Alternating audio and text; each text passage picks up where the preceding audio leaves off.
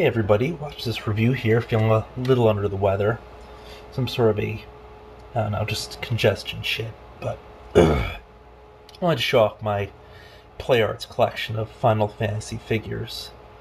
Overall, I don't think the Play Arts figures are really all that great in terms of articulation and so forth, but they do have nice sculpts, and of course they're the only place you're going to get these figures. But although there was a Trading Arts one as well during the 90s, but those figures basically look like crap. They're just stood still. That's about it. Alright, quick roster here. We have Red 13 over here, Final Fantasy VII, the Final Fantasy VII version from, I think it was Wave 3 or Volume 3 of the Suit Collection. Yuffie, same game, same collection. Vincent, once again, also from Wave 3. Over here we have the Cloud, Kingdom Hearts version. He was in Final Fantasy VII originally, but due to his massive popularity, he's one of the guys ported over to the Kingdom Hearts. You'll also notice that he takes a lot after Vincent and stuff in terms of design. Down here we have the Great Gazoo, an alien that only Cloud can see. Actually, that's Cait Sith. He's a little robot guy who is controlled by a Shinra employee, or maybe the other one's the robot guy, but there were two of them. There's this big fat marshmallow guy and the other one. He comes as a pack-in with Red 13 from Volume 3, Cloud's from Volume 2. Sephiroth, the Kingdom Hearts version, also from Volume 2. You actually fight against him in Kingdom Hearts as a secret battle. It's a pretty decent fight, too. He appears in the first Kingdom Hearts, but you don't fight him until the second. I think you fight him in the second, I can't remember. Over here we have the Advent Children version of Tifa. It's an okay version. Not a whole lot to say, but I didn't like Advent Children. It wasn't a great film or anything, but I couldn't find if they did in fact come out with a Final Fantasy VII version of her, so let's take a closer look at Cloud here first. So you'll notice they kind of all pull over. They have stands and everything though, so Cloud has his wrapped up Buster Sword. He's got arm articulation here. His head will pop up a little bit too, depending how you phrase the neck. I mean, it's cooler like this because this is how you see him in the game, with the scarf mostly covering his face. You'll notice the shoulder joint over here, partially held in place by the shoulder pad. I hate how they did this little elbow here. It's a single joint elbow. It's got a really weird looking obvious joint.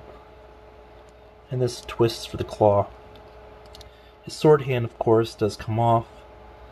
Let's see what I do with the other piece. It's just a normal outstretched hand. Here it is. Frankly, he looks cooler with the sword on, of course, so. And who can forget the fact that he has a wing. And the other popular guy is probably Sephiroth here, who tends to win most of these video game contests and stuff in terms of these little polls. As you'll notice, he has some amount of articulation. Once again, he has another sword hand. And of course, the normal hand. Basically the same pose as this, which honestly looks a bit cooler. I like how he looks when he first shows up. He's like kneeling on one leg, and suddenly the sword appears in the hand, of course. Might have been this hand, but... And he also has his wing, which comes out from the other side, which is parallel to Cloud's. Of course, I remember it's this hand that comes out because the wing pops out directly behind it in the game.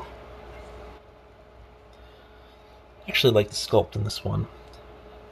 I like the sculpt in these two, but the articulation really is terrible on both of them. Tifa over here. Good articulation. Okay-ish design and sculpt. I'm actually not a huge Final Fantasy VII fan. I just should toss that out here. I'm not even a huge Final Fantasy fan at all, but I really liked the character designs in Final Fantasy VII. Just not the story or anything, or the controls. This is my favorite one of the line, the Red 13.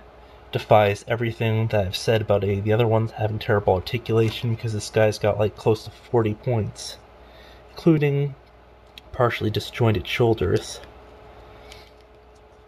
fully articulate paws, and over here wrist, and then for some reason even this twist, so it's even one more.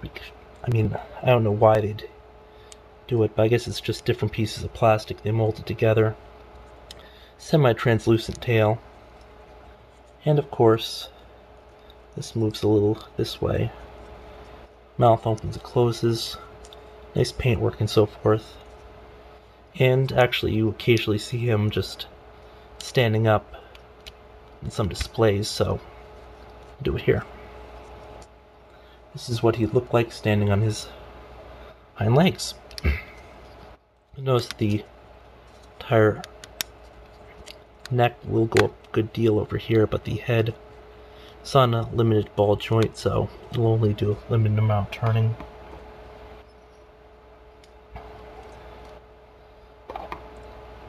The ever-annoying Tifa was the ever-annoying Yuffie was one of my favorites from Final Fantasy VII. Not hugely useful, but it's an okay figure. I hate how they did the shoulder neck here. Legs look a bit long. Notice that the arm pad has a joint. It's a joint as well. Have her weapons, just don't have them with me. Don't remember her having any hand attachments. Vincent has an alternate hand for the gun. Well, without the gun. Of course, you can take the gun out, put it in, but this is the trigger hand. It's got the cloth hand here, but because of this mantle, you can't really move his arms. Notice he does have the joints for it. If he could somehow remove the upper mantle, he probably could move it, but he can't. Probably do a more in-depth one at some point, but it's just an overview. I figure the Play Arts line is pretty popular, and well, lots of people are interested in it.